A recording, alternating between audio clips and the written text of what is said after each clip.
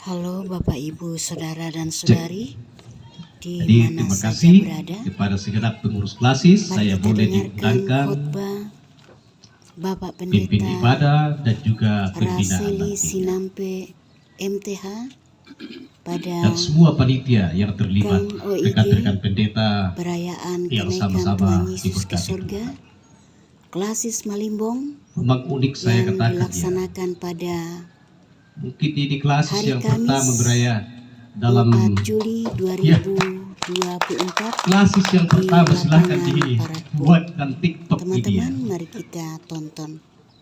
Klasis pertama dalam lingkup gereja Toraja yang berkumpul dengan memakai istilah KAM, kenaikan Tuhan Yesus ke surga atau perayaan. Dan juga yang muncul itu manusia unik. Disiram-siram banget tuh belok kunina bukan mider rakape puri belok kami tangku kilalai membawa. Apa pepuri melo nama deku pakai ini nama kati itu belok toh. Pada komangka disampui pak kuya kurit semangat. Kita juga akan berefleksi dengan yang di kota nanti ini ya. Mungkin Bapak Ibu saudara-saudaraku sekalian sudah banyak yang mengikuti saya di masa-masa lalu sampai saat ini. Paling banyak beritanya di media sosial dan juga masuk dalam inspirasi Indonesia. Masuk dalam inspirasi Indonesia ya. Dalam rangka hari lahirnya Soekarno dan kematiannya Soekarno, saya dibuatkan film durasi 26 menit dengan iklannya ya. Dan itu ada 10 orang dari Makassar 3 hari di Toraja hanya mengikuti kegiatan Pendeta Raseli Sinampe. Terlepas dari semuanya itu, dalam penggalan-penggalannya saya akan cerita nanti. Ketika Tuhan Yesus bangkit, pelan-pelan ia meneguhkan murid-muridnya dan para pengikutnya dengan perjumpaan penampakan diri. Waktu itu ya Yudas sudah tidak ada, tinggal 11 murid itu dan pengikut yang lain. Tetapi sebelum ia terangkat ke sorga, ia berpesan dan memerintahkan kepada murid-muridnya, kepada pengikutnya. Apa yang diperintahkan itu yang Bapak Ibu baca secara bersama-sama tadi. Ayat 15. Lalu ia berkata, pergi ke seluruh dunia, beritakan Injil kepada segala makhluk. Beritakan Injil kepada segala makhluk. Apa makhluk itu ya? Manusia adalah makhluk. Tanaman tumbuh-tumbuhan adalah makhluk. Hewan binatang adalah makhluk. Semua ini harus disentuh oleh Injil. Semua harus disentuh oleh Injil. Berulang-ulang dalam refleksi saya katakan, Tuhan Yesus tidak pernah memerintahkan pergi ke seluruh dunia, beritakan Injil hanya kepada manusia. Tidak pernah. Tetapi kepada segala makhluk. Artinya apa? Tanaman tumbuh-tumbuhan Bapak Ibu saudara-saudaraku berhak disentuh oleh Injil atau mendapatkan sukacita berita Injil. Hewan atau binatang berhak disentuh oleh Injil atau mendapatkan berita sukacita Injil. Hewan piaraan dan hewan liar sekalipun berhak disentuh oleh Injil. Jangan siksa binatang-binatang itu Bapak Ibu saudara-saudaraku. Dengan hanya memuaskan hasrat kita. Buatkan tempat bertarung, terong petarung. Buatkan tempat untuk sabung ayam. Kemudian siksa binatang itu, kemudian di situ bersorak-soraknya. Ini ada bapak petugas, para TNI, para kepolisian, sama-sama hadir saat itu ya. Itu banyak-banyak itu kalau ditangkap itu masuk di sel itu ya. Demi Yohanes jo, demi Markus, demi Matius. Yudas mana tak jo? Sampai nang tak ada ya. Coba mimalen dah teh duluan ya. Yang ketangkap itu ya. Yohanes, Markus, Lukas, Petrus, Paulus, budak-budak tuh Paulus. Ya tuh apa pamberangku ya. Ne tomida Paulus Kondosara. Ne kondo. Rumah ke sama ni Rarung. Jadi Pak Berat tuh sudah jumai Ibu Pendeta. Ya sabang kukuan nah. Ya tuh sakam ni melong lian be pa. Ya betu senga-senga anak. Na kue poro na pasak tidukan apuang anakku. Kusiria ka merampasan kumanis salai teli. Jadi masih ada niat. Jangan siksa binatang-binatang itu, mau pelihara binatang atau hewan peliharaan, entah ayam, entah babi, nanti kita peternakan babi ya pembinaan. Termasuk anjing yang luar biasa ya. Tuh, dari sana tadi banyak sekali anjing-anjing saya lihat ya. Ada yang sudah bermasalah dengan kulitnya. Ya. Terlihat hangus. Saya sering katakan kepada orang jumpa ya. Nami mamalang ko mimbar, lang gereja, sule ko lako, dan pitwa sumu. Karesan ko sumu. Apa ko lumpa minggu. Kalau tidak tahu obatnya, saya beritahu obatnya ya. Obati. Padoki pakupukaran ko mi pedampinna. Tak di masih rincat eloki. Nah, kinang karesa dia sumbi jaluban mah. Sebab itu hewan piaraan yang paling terdekat untuk mendapatkan sentuhan berita Injil.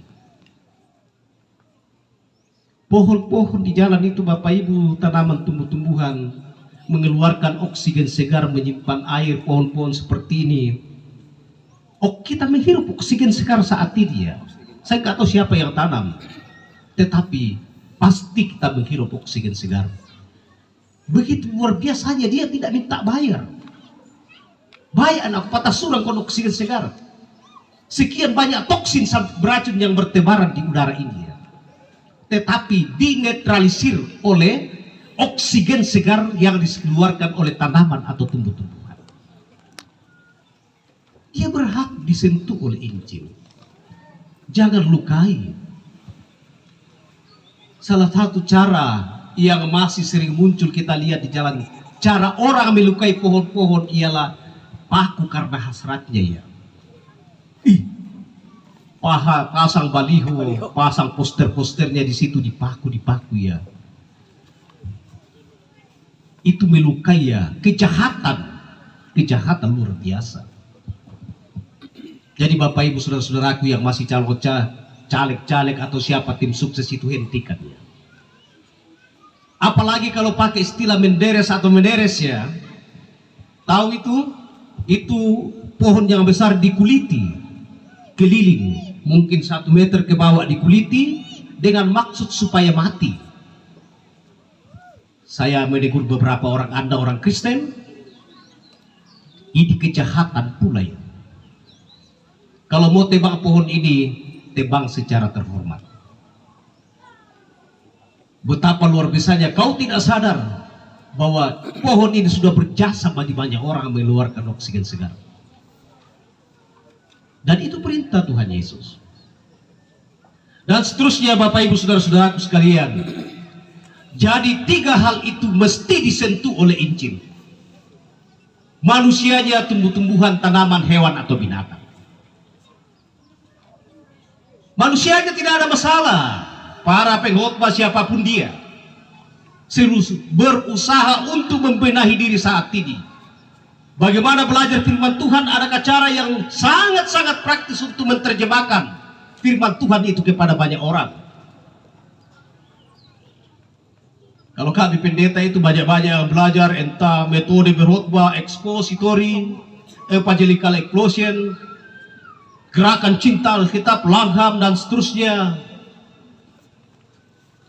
Ya, apa lagi? Multi kreatif ya. Woi, ngeri. Banyak. Tetapi intinya itu melalui perkataan yang eksinnya, itulah khotbah yang hebat. Kita boleh belajar firman Tuhan, tetapi penerapan firman Tuhan itu di dunia di mana kita ada setiap saat. Dunia atau di Taman Eden Tuhan itu. Ingat Bapak Ibu Saudara-saudara, dua hal ketika kita dalam Taman Eden yang mesti dilakukan ialah mengusahakan sesuatu dan memelihara taman itu. Tegas firman Tuhan dalam Kejadian pasal 2 ayat 15. Lalu ia mengambil manusia itu dan menempatkan dalam Taman Eden untuk mengusahakan dan memelihara taman itu. Usahakan kebersihannya, tata kerapiannya ya. Usahakan harmoninya, kelestarian alamnya. Pelihara. Itu saya bawa bibit sejumlah yang saya bisa bawa ya. Anda, saya sudah mengusahakan bawa ke sini, Anda pun harus, atau Bapak Ibu sekalian, usahakan untuk tanam. Tanam. Sesudah tanam, rawat, pelihara. Sebab itu dua hal tanggung jawab kita di Taman Eden Tuhan. Taman Eden kita itu dunia di mana kita hadir setiap saat, setiap saat, setiap saat. Kemanapun kita pergi, itu Taman Eden kita. Dan dunia yang kita tidak pernah kunjungi sekalipun, bagian tidak terpisahkan dari Taman Eden yang kita tempati. Dua hal itu, usahakan sesuatu dan pelihara, tanggung jawab kita. Kalau pergi naik mobil, kalau terbiasa selama ini dari jendela mobil, buang-buang sampah, hentikannya. Bawa sampahmu sampai di rumah, perlakukan dia sebagaimana mestinya sampah, atau melewati tempat sampah yang disediakan oleh pemerintah, masukkan sampahmu di situ. Ada yang di pinggiran sungai, jangan biasakan buang sampah ke sungai, hentikan. Ini teman-teman pendeta dan banyak orang tahu saya ya. Nah, masih bang anak pematua Bura Padang juga main salu ya. Masapi. Betul.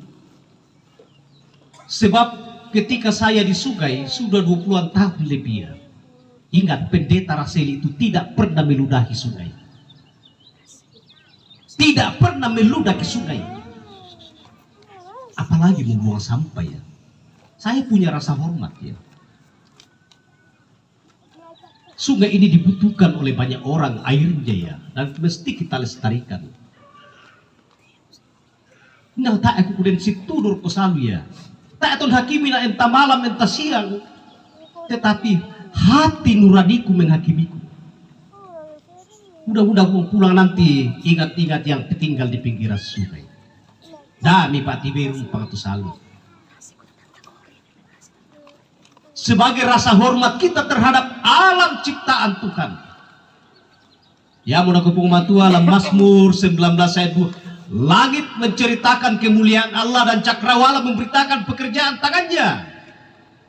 Langit ini bercerita kemuliaan Allah. Ini awan yang kita lihat ya. Itu pertanda mendung dan biasanya hujan, tetapi mendung tidak selamanya hujan. Ini siapa ia? Ini pikir ya. Tak enak aku nang urang manda kutiro uran si 2 bulan lah saya kutiro ya. Hujan yang ini sudah minggu lalu ya. Saya cerita kepada banyak orang, lalu apa tuh kegiatan di kamu dan seterusnya, beberapa orang datang tebuk ngaposo ki urang. Saya lo tuh urang ya. Dan itu beberapa orang yang mendengar duduk bersama-sama. Saya katakan, masuk ruang gua orang tiro itu mati urang ke sosial media mai, tetapi kemarau itu terkadang saya coba melihat tetapi tidak untuk dipublish lagi ya. Biasa bangku posting lalu WA saya media sosial dan duka teme itu pakai kian nasi akan kumua penemona. Ono kamu jadi ku kami mata agak abang anak jom itu tiruang kumiurang kumendeto endeto uran endeto kula kata abang arah kendek-kendek tu gajingku. Tetapi apa yang saya mau katakan? Langit bercerita tentang kemuliaan Allah ya. Sejauh mata memandang dan kebiru-biruan itu langit. Kita bahasa ke langit ya. Ya teme guru sekolah minggu bayi budak pokomin teme itu sia guru juru sekolah ya. Bintang kecil di langit. Masih ingat lagu itu ya? 1, 2, 3. Bintang kecil di langit yang biru. Nah, tahu kebohongannya lagu itu ya? Tahu. Tahu? Tahu. Tidak ada bintang kecil di langit yang biru. Di malam gelap baru terlihat bintang kalau tidak ada awan yang menutupinya ya. Jadi hentikan membohongi anak-anak dengan lagu-lagu seperti ini ya. Kalau ada syair yang tepat silakan menerimanya. Tidak akan pernah jumpa bintang di langit yang biru. Tetapi mau bercerita kepada kita bahwa angkasa luar, daratan, gunung, lembah, lautan, sungai, pekerjaan tangan Tuhan yang sangat mulia. Jangan melukainya. Jangan melukainya. Di perayaan kenaikan ini, diingat Bapak Ibu, jangan melukainya. Kita sedih dengan berbagai peristiwa yang membuat kita menangis bersama-sama. Musibah bencana. Terkadang kita tidak sadar, herbisida itu ya memberi luka kepada tanah. Jadi sangat herbisida itu mati contoh ya. Pembakar runduk yang masih melakukan ini dihentikan. Apalagi tanah kemiringan seperti ini, ada kopi, ada coklat, semprot dengan herbisida atau pestisida kimia. Di titik tertentu beberapa tahun tanah itu mengeras. Kemudian di titik tertentu beberapa tahun lagi ke depan tanah itu encer jadi bubur. Tidak akan pernah tinggal longsor lah. Longsor ya. Itu berarti kita tidak punya rasa hormat ya. Cakrawala pekerjaan tangan Tuhan. Diingat ini firman Tuhan, Mazmur 19 ayat 2. Pestisida kimia. Semua itu saya mau katakan kepada Bapak Ibu sekalian. Sebab itu bersentuhan dengan tanaman dan tumbuh-tumbuhan. Bersentuhan dengan perintah Tuhan Yesus, berita Injil kepada segala makhluk. Tidak hanya perintah itu terbatas dengan manusianya, tetapi merawat pohon-pohon. Oh, ini mesti dirawat dan tumbuh dengan subur. Ini sudah mengganggu jalanan, silakan tebang secara terhormat ya. Sebab 3 hal ini, manusianya, tumbuhan, hewannya, harus memuliakan Tuhan, memuji penciptanya ya. Jelas ayatnya ya. Dari Mazmur 150 ayat 6. Biarlah segala yang bernapas memuji Tuhan. Haleluya. Ini firman Tuhan loh. Biarlah segala yang bernapas memuji Tuhan. Manusia bernapas memuji Tuhan. Hewan binatang bernapas memuji Tuhan. Tumbuhan tanaman dengan cara yang Tuhan lekatkan padanya, ia bernapas memuji Tuhan. Tidak masalah itu seperti jagung di depan itu, silakan dirawat, bermanfaat untuk kita, kemudian kita tebang, kemudian tanami lagi. Ada cara yang Tuhan lekatkan padanya, namanya intrinsic value. Nilai intrinsik melekat padanya untuk memuliakan penciptanya. Alam semesta ini, Bapak Ibu Saudara-saudara, dalam tanggung jawab kita ketika Tuhan Yesus naik ke surga, meninggalkan lebih awal pesan untuk memberitakan Injil. Dan semua murid-murid itu ketika pulang melihat atau menyaksikan Yesus terangkat ke surga, ia pulang dengan sukacita dan memberitakan Injil. Kita juga harus pulang dan memberitakan Injil nanti. Masih ingat di bukit mana Tuhan Yesus terangkat ke surga? Bukit Zaitun. Jadi Zaitun itu, bukit Zaitun itu ketinggiannya dari permukaan laut itu kurang lebih 826 meter di atas permukaan laut ya. Kalau di sini saya mengukurnya tadi dengan memakai GPS,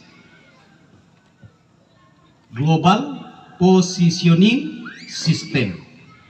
Itu kurang lebih 758 meter di atas permukaan laut kita ya. Jadi baru saya sadar ya, rupanya Madoya paling rantepo ya teh. Agak tinggi rantepo yang saya menurut GPS altimeter saya ya. Ya saya orang di alam, saya harus punya itu ya. Iya, di Komaler Kurempor ya. Rupanya tinggi rantepo, saya baru sadar saat ini. Jadi Bukit Zaitun di situ ada apa namanya, orang mengenalnya sebagai kapel. Jadi difungsikan sebagai tempat wisata rohani, entah Kristen, ya Muslim datang juga di situ ya, dan dari gereja-gereja lain.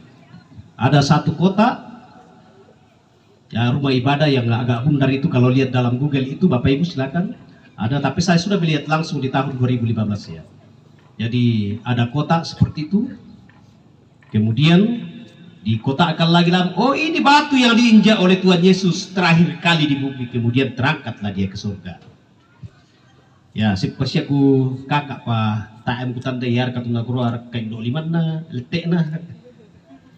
Saya pegang dia. Tetapi itu diduga kuat dan mau bercerita tentang fakta sejarah bahwa rupanya Yesus hadir di dunia ini adalah fakta sejarah. Entah di Sungai Yordan, entah di Golgota. Ya, Golgota itu ada dua versi ya, ada versi Katolik, ada versi Protestan. Yang masuk dalam versi Protestan, Bapak Ibu mungkin pernah pulang dari sana, itu memang terlihat seperti bukit tengkorak ya. Dan di dalamnya itu ada kebun-kebun. Sebab itu dilindungi, situs internasional dilindungi oleh UNICEF, PBB. Kalau tidak dilindungi, ya pasti orang Yahudi porak-porandakan dia. Sebab orang Yahudi itu tidak butuh itu. Dalam pikiran mereka itu Mesias belum datang sampai saat ini. Dan apa tumpai? Jadi setiap ada peristiwa atau tempat-tempat bersejarah di Israel itu dilindungi oleh PBB agar tidak diporak-porandakan. Ya sama di Yordan itu, Sungai Yordan ya. Saya kisahkan kepada Bapak Ibu sekalian, ketika mendengar tempat-tempat ini, posisinya itu mesti diketahui. Jadi Sungai Yordan itu mengalir sampai ke Laut Mati. Laut Mati itu tidak pernah penuh airnya. Nah, kemudian hulu sungainya yaitu nadiwi ibu tuai dari gunung ya. Kita nyanyi tadi dari Gunung Hermon. Di Gunung Hermon ini ada kereta gantung. Jadi kereta gantung ini luar biasa Israel ya. Kereta gantung putar. Naik turun. Jadi kereta gantung itu ibaratnya di apa di Burake sampai buat titiknya di Makale ya. Jadi itu sekian kilo kereta gantung. Jadi orang cuma berdiri, disentuh bagian belakang, kemudian duduk, naik. Ya, jadi semua harus siap. Jadi kalau putus satu ya semua akan jatuh, mati. Sebab daerah bebatuan. Di situ hanya tumbuh rumput satu-satu, ini lebih banyak ya. Di Gunung Hermon itu, di situ banyak sapi-sapi, ternak yang sangat-sangat gemuk. Dari mana makanannya ini? Itu yang dimakan. Tidak pernah dimasukkan rumput atau beli rumput untuk ternak itu ya. Nah, tetapi orang bercerita kan itu tanah diberkati. Dia hanya makan rumput satu-satu. Mau pak saya kikutir kukona. Syukur-syukur si sangka apa nakan dela sangan lo tidak benalariu. Tapi gemuk-gemuk semua ternyata ternaknya. Ya, jadi itu situasi di Gunung Hermon.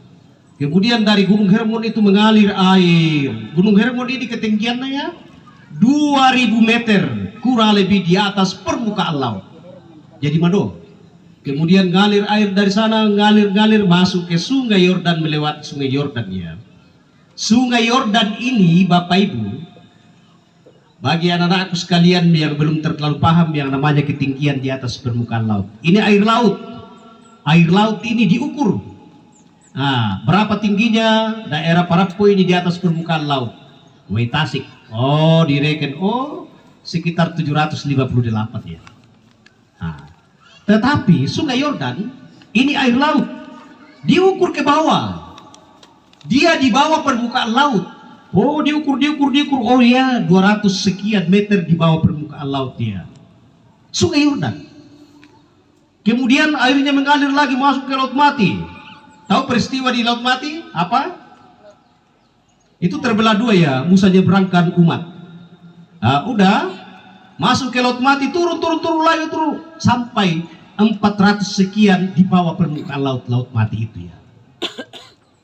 Jadi yang mirang gitu, biasa mau mirang di kapal, ini saya perlu jelaskan supaya bisa ngerti. Khusus ya balik, itu Sungai Yordan. Susi Bangsia tuh Galilea tuh dalam pembacaan di waktu lalu itu di bawah permukaan laut itu juga loh. Laut Tiberias itu, Laut Krene di bawah permukaan laut. Nah, ini Laut Mati. Laut Mati ini karena dia titik terendah di bawah bumi, air asin ya, ada air asinnya. Kandungan garamnya sangat tinggi sehingga semua orang yang masuk ke dalam itu tidak perlu tahu berenang, cukup modal tutup mata, tidak akan pernah tenggelam. Tidak akan pernah tenggelam dia. Nawang ki. Ya, yang itu pandita mata aku turun tuh kolambu kisah pemandalan. Oh, balik mana aku cukup modal tutup mata, tutup kilong, balik kerokon. Nawang kami kia tuh. Kayak gabus ya. Gitu. Jadi itu titik terendah air asin yang ada di dalam bumi. Kalau air tawar itu di Galilea, itu titik terendah air tawar yang ada di dalam bumi. Jadi ini keajaiban dari daerah Israel. Keajaiban. Oh, kok tidak bisa air laut masuk ya? Itu keajaiban. Tak ibarat kata buntu-buntu bocor taman tamat ewetasi nggak ada ya. Jadi turun kia masuk ke dalam bumi. Seterusnya kenapa saya bercerita hal-hal seperti ini Bapak Ibu Saudara-saudaraku? Untuk mau mengingatkan bahwa peristiwa Yesus naik ke surga itu adalah fakta sejarah dengan jejak-jejak yang ditinggalkannya. Karenanya kita harus bersemangat sampai titik terakhir kehidupan kita harus berita Injil kepada segala makhluk. Jangan menikmati hidup ini, hidupnya luar biasa, kakek nenekku hidupnya, ya nenekku si karusia puluh tahun dah. Kasera puluh tahun dah namanya si sarak angin di perutnya, baru dia meninggal. Tetapi semasa hidupnya, mulai dari kandungan ibunya, sudah tebang-tebang kayu, masak bubur atau nasi, ibunya makan, nakan dendokna, lobok lampak kumbungan dendokna, dadi tua malegu kumang leleng kayu, tamat tananan dapur, leleng kayu, tebang kayu, untuk rumah, untuk meja dan seterusnya kayu-kayuan. Dia hidup 90 tahun atau 80 tahun atau kurang dari 80 tahun sedikit, meninggallah dia. Dicarikan lagi kayu, ditebang kayu untuk buatkan peti kayu. Masuk dalam kayu. Sekian kubik kayu dalam sepanjang hidupnya. Tetapi sepanjang hidupnya itu tidak pernah tanam satu bibit pohon pun. Tidak pernah. Tak banget bisa bibit pohon na tanam. Saya katakan kesalahan yang luar biasa ya. Dosa yang luar biasa. Kita mau menikmati sesuatu dari alam dengan aman-aman tetapi tidak pernah menanam. Tidak pernah menanam. Satu hal lagi yang amat menarik dari bacaan kita. Tanda-tanda ini akan menyertai orang-orang percaya, mereka akan mengusir setan-setan. Demi namaku, mereka akan berbicara dalam bahasa yang baru bagi mereka dan seterusnya penyembuhan. Kalau kita gereja Toraja Bapak Ibu sudah tergerak ya. bahwa pelayanan itu menyentuh pendidikan, menyentuh kesehatan, menyentuh keberadaan orang-orang yang mesti kita bantu dalam hidup ini. Jalan. Ya berarti mengusir setan-setan, nomor itu setan itu metamalin mulai. Nah, oke itu malah palapan tungkanan itu setan. Ya tuh nakutingkan ula asa. Terakhir temalekur ko selalu saya nangkap yang 1,6 meter, kapun na ya. Satu yang 4 meter na komba bikuan dipanitan tingkat itu kutunggai bang saya nak tama karung. Mangka to tama karung kupalin di ko masapin dia tahu. Natire itu nah apa lah masapin ula asapan kita. Dan tu udah tatuk nan ditik maye. Kama-kama kalian dalam pun tatuk ada 2 orang yang saya ingat itu ya. Tiro ulasa nama apa rondo-rondo. Kamay itu lima mukuti ku pamuru ko. Tawang ko doke. Mangkamanda to kukuan mi kukuai bok otat to itim atam pelak. Tatong kataku ula. Ko si salo ka ti gondrong ku pira lamba oh hati-hati ko. Gondrong pating kanula asa. Kau itu kukuin na po Yesus malukan na apa yan niya udah sumalukan po Yesus o kampedo kabiyan na ya iblis ti ula kumalukan po kati iblis. Masuli kaya tu ula aku ala jeng mesano niya tu masapi ya. Sabab aku peminyai kubalukan minya ana nakande pia duku na dibalukan tu kuli na. Tetapi dalam keadaan ini saya bisa berurusan dengan ular ya. Yan na mali malulubag ni kukuyin mali kung nakakande pa yan mo ganggu-ganggu mo. Oh si Bendanan. Tayo siya pa mula sa ubang na yun. Tayo ko tanda kisah 10 na meter. Yang lain, orang yang sudah sungguh percaya kepada Yesus ya. Ya tuh mati setang-setang na sangat tahu. Iblis ya, roh gaib seharusnya dalam keyakinan iman kita bahwa ditaklukkan oleh kuasa Yesus. Amin. Amin. Ya temepi mahasiswa biasa lembeng uki kembali ma KKN ba atau apa biasa mudah banget tuh mati nakuah kesurupan apa ya tidak tahu apa masalahnya. Mudah-mudahan tidak ya, mudah-mudahan tidak. Berdoalah, berdoa. Ya tuh kunitor roto temo ya. Betul di daerah pekuburan tumah tilang kasus itu kabur itu dulu nang setangan tungan dia lah mintu ya masyarakat itu nak muda setan pakukua mamasi na pumatua matoto siapa tuh kapatongananku bukan berarti saya tidak pernah takut ya ketika saya takut itu saya membawa dalam doa supaya rasa takut itu bisa saya tekannya sabak yang naya umpaka takut mati nade mataku nama satu kan tak ada yang bisa tamat surga ya. Sederhana menguji orang yang bisa masuk surga itu ya. Ingat, anugerah keselamatan itu datang dari Tuhan tetapi harus kuat dalam diri kita. Tetapi ketika kita dikuasai oleh roh-roh halus atau kita takut padanya itu berarti kita tidak ada tempatnya dalam surga. Itu Wahyu pasal 21 ayat 8 ya. Hai orang-orang penakut, penjihir, penyembah berhala, mereka semua akan dibuang ke dalam lautan yang menyala-nyala dengan api dan belerang. Jadi ada yang kuming kataku bombo setan. Oh nabiri mamalang kumimbar gereja lolbongi. Tigo mimbar oder kamulatama surga. Kalau takut, ingat ayat ini ayat firman Tuhan Wahyu pasal 21 ayat 8 ya. Hai orang-orang penakut penyembah berhala, ya percaya ilmu-ilmu sihir, mereka semua itu akan dibuang ke dalam lautan api yang menyala-nyala api dan belerangnya. Dan kemudian Bapak Ibu Saudara-saudaraku, ingat dalam rangka melestarikan lingkungan hidup kita pun harus memiliki gerak menanam di jemaat masing-masing ya. Sampai kamu ke sini misa kami jemaat si 20 bibit pohon mitanam lasang tahun itu sudah luar biasa bagi saya ya. Tidak perlu seratusan, tidak perlu gerak dengan banyak orang, cukup satu jemaat di mana tempat tanam yang tepatnya.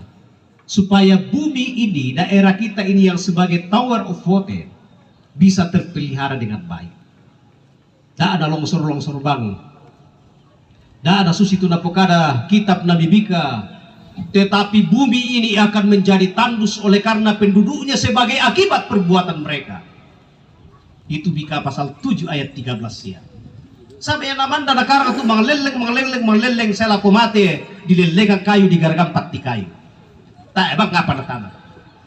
Oh, dan bangunan kuate tapasan na ina ayat 15. Parentana pokoknya selalu ia berkata pergi ke seluruh dunia beritakan Injil kepada segala makhluk. Jadi batu meja angkang kasih di teku patok pet aja. Kembali akhir ini saya ingin merefleksikan dalam saat teduh. Mikoi batu apa teku bawa? Ibu dah mau komentir si aden duka mau mikaka ya di situ saja. Atau di sini boleh. Gula sawah.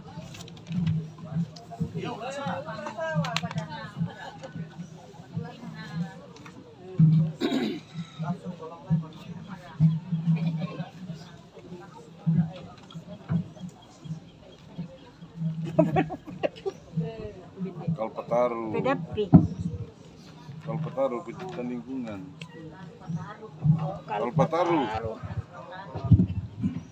Kalpa. Ya, teh tapo paran nusulan asal atau batong kusiulu. Manusia apa? Siu Pandita mungkin bisa baca salah satu sisi sebab sama semua tulisan jadi 4 sisi itu ya. Kalpataru, penghargaan Presiden Republik Indonesia bagi pembina lingkungan Raseli Sinampe, Lembang Rinding Batu, Kecamatan Kesu, Kabupaten Toraja Utara, Provinsi Sulawesi Selatan. Jakarta, Hari Lingkungan Hidup Sedunia, 5 Juni 2022. Jadi ini ada Pak Tentara, ada Pak Polisi, dan semuanya. Ya, telah diusulkan Pengutiku jadi pahlawan. Ketika Pengutiku mau diusulkan jadi pahlawan nasional, saya mahasiswa hadir waktu itu di Tabalandrea. Tahun 1995, mahasiswa Pak. Saya nggak tahu siapa yang di depan itu ya, pemimpin-pemimpinnya. Tetapi ingatan saya waktu itu, Pengutiku sulit diterima jadi pahlawan karena tidak ada catatan yang menjelaskan bahwa pernah berjuang di luar dari daerah Toraja. Panitia membenahi dan mencari. Ada satu catatan kecil dari Bigalge bahwa Pengutiku pernah berjuang sebab pedagang kopi, pernah berjuang bersama dengan orang Bugis Makassar di Parepare mengusir kolonial, dan itu menjadi penguatan yang luar biasa. Tahun 2002 dinobatkan sebagai pahlawan nasionalnya, dan itu kebanggaan manusia Toraja. Ya, Pengutiku meninggal masih ingat 10 Juli ya 1907. Pendeta Raseli lahir 11 Juli. Betul. Biasa kupu paniwambang aja betul nana lambi itu kan. Dan ini disebut dengan emas ya. Misalnya mani susibaka tu mati tropisenga. Di saapo ya bulawan. Makanya kubang komito temo untuk satu klasis yang ada naktungku ke depan, atau ketika saya diaturkan tumas ke jemaat no kamu mbak itu sahabat kubang kamu kubat solanasa. Malah di kubah biasa. Betul. Bahwa itu kebanggaan, menjadi tanda orang Toraja masih mencintai lingkungannya. Menjadi tanda setiap hamba-hamba Tuhan dimanapun dan dalam situasi apapun selalu memberitakan kehidupan. Menjadi tanda kebesaran masyarakat Toraja, masyarakat Sulawesi Selatan. Jadi Kalpataru itu ada 4 tingkatannya, kategori. Ada perintis, ada pengabdi, ada penyelamat. Ya, etalute 3 ini biasa didapatkan orang Sulawesi Selatan. Kemudian 3 ini juga masih berhak untuk ikut Kalpataru, kompetisi Kalpataru 1 kali, pembina kalau dia mau. Ini kategori pembina. Pertama kalinya didapatkan orang Sulawesi ya. Kalau kategori pembina itu dari provinsi lain di Indonesia, siapa yang mendapatkan? Biasanya Bapak Ibu saudara-saudaraku, Profesor Doktor Insinyur di bidang lingkungan hidup, Profesor Doktor di bidang lingkungan hidup. Orang Sulawesi Selatan bukan Profesor Doktor, seorang pendeta Gereja Toraja Master of Theology. Dan itu kebanggaan kita, bukan hanya saya. Saya sungguh meyakini firman Tuhan, sentuhan Injil kepada segala makhluk. Saya ngajar orang buat pestisida organik, cair padat, buat pupuk organik, dan seterusnya. Banyak-banyak yang saya ajarkan. Apa terkait dengan peternakan, cipta lingkungan hidup, bagi-bagi bibit kemanapun tanpa pernah jual bibitnya.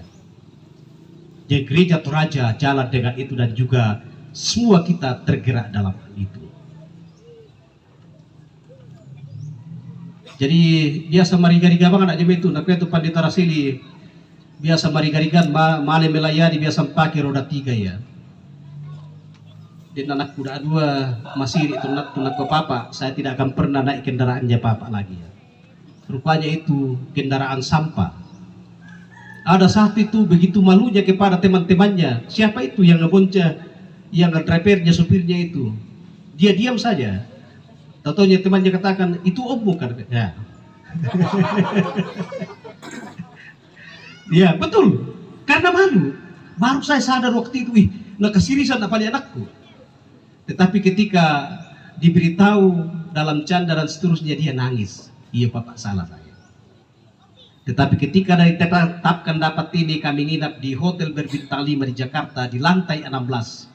Sebelum jumpa dengan petinggi kementerian waktu itu, saya panggil mereka, ingat perjalanan kita seperti ini. Nah, dan mungkin banyak orang begitu mencela kegiatan Pendeta Raseli waktu itu ya. Dan kemudian saya katakan, kegiatan apapun yang Bapak lakukan, hina sekalipun, situasi itulah yang Tuhan lihat. Dan melalui pemerintah Republik Indonesia, kita datang di sini. Kita datang di sini. Dan ingat Bapak Ibu, saudara-saudaraku sekalian, tidak berlebihan ya. Cari-cari dalam fakta perjalanan daerah Toraja sejak kabupaten dibentuk tahun 1957. Kemudian dimekarkan menjadi 2 kabupaten tahun 2008. Sepanjang itu, maneda 2 Toraja non profesional resmi dan penghargaan negara ya. Mane pengutiku, pahlawan nasional Pendeta Raseli, pahlawan lingkungan hidup dan kehutanan. Benar Bapak Ibu. Yang kami juga kehutanan saya lingkungan hidup tuh petoni sangat pahlawan, kini mati siapa kami? Yang na Yosega ya mati namanya sangat pahlawan. Tetapi urusan lingkungan hidup masih hidup, sudah dinobatkan oleh negara sebagai pahlawan. Dan itu catatan negara ya. Tidak hanya catatan kabupaten, bukan catatan kabupaten. Kendala job kabupaten Sega atau kategori pembina Kalpataru, mana perintis nala, mana penyelamat nala, mana pengabdi nala, buat kamu gerbang juru kabupaten. Tadi pokada mikir pembina ya. Tetapi Pendeta Raseli manusia yang gitu hidupnya ya. Ada orang datang di tempat, Bapak silakan datang ke kebun Kalpataru yayasan ya. Pak Pendeta di mana tidur setiap malam? Gua di situ. Oh itu rumah kayu ya. Nah kau boleh kami lihat kamarnya. Ada 2 orang yang saya ingat jelas ya. Orang yang mau melayani dengan tulus dan punya banyak uang banyak sekali. Orang di sekda. Boleh kami lihat kamarnya? Gua tidak boleh. Singkatnya tidak boleh. Kenapa Pendeta? Kepada 2 orang itu saya katakan, yang mutir itu kamar di mama. Banyak hal yang mesti dipikirkan ya. Mas Hakim ini. Tetapi ingat, 1 kamar itu tempat saya tidur siang dan malam ketika butuh tidur. Istri saya datang, anak aku datang. Sangat-sangat layak. Sangat layak. Bayang mutire, sule kolako bono mudoke, Mas Hakim lu musia bisa tumangi iko. Kukuha na panditangku pale na susi na tinani mama. Ya pale tonang ka toraya te pahalawang ku pale na susi te inam na mama.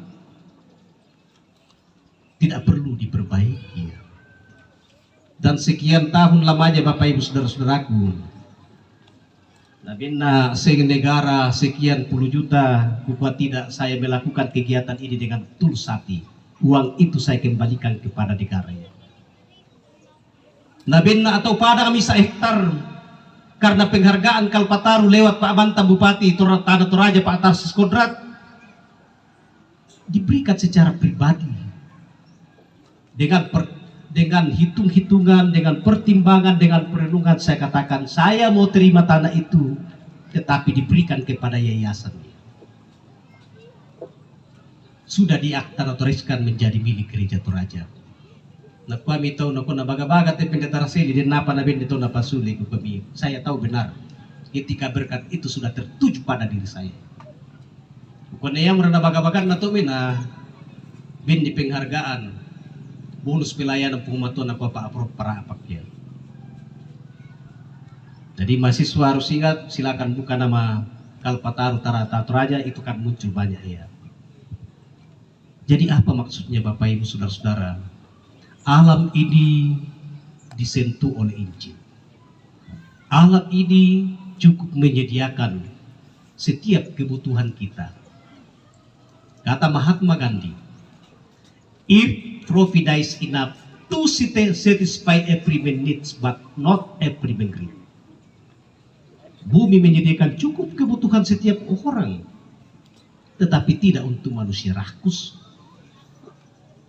Punya satu maunya dua, punya dua maunya tiga, pada akhirnya gunduli hutan-hutan. Kita tidak mau hidup seperti itu Bapak Ibu Saudara-saudaraku. Bapak Ibu Saudara-saudara adalah orang-orang yang mau melestarikan alam. Amin. Lakukan dengan ketulusan hati. Lakukan dengan tulus hati. Bahwa pelestarian lingkungan itu tidak hanya anjuran pemerintah, tetapi sungguh-sungguh tercatat dalam kitab suci. Sungguh-sungguh ada dalam Alkitab. Jadi yang ada yang pukul tiba-tiba rumpang amidokin tete tak apa namanya buah melo tu kapatungan api. Rempun itu mati rumpang. Diperlakukan di sebagai sampah ya. Jadi usaha ya untuk perlindungan. Oh yang namang kalau kita pertama mengasih mainan na tuh. Mungkin waktu kita tidak terlalu banyak untuk berfoto bersama, kecuali beberapa yang di panggung barangkali. Kalau mau foto-foto dan pegang itu Kalpataru, silakan ya. Jadi saya itu melalui dukungan Bapak Ibu dan lembaga, orang pertama dari Toraja yang mendapatkan penghargaan Kalpataru. Tapi saat ini bukan tepuk orang pedo pembina ya. Tapi tepuk untuk Sulawesi Selatan. Tuhan memberkati kita sekalian. Amin.